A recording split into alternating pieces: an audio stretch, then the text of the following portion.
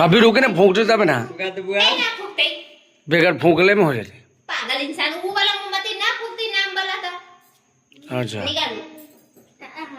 निकालो निकालो नहीं मुझे हाथ पक जाएगा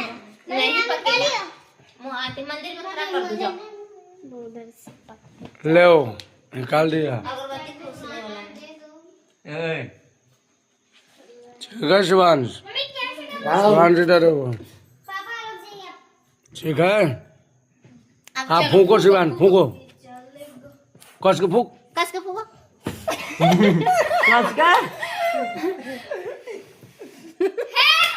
केक काटो अभी काटना दे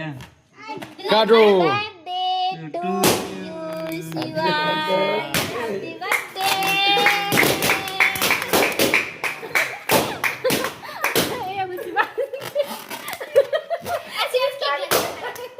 काटो शिवांश काटो काटो काटो अब कटा गया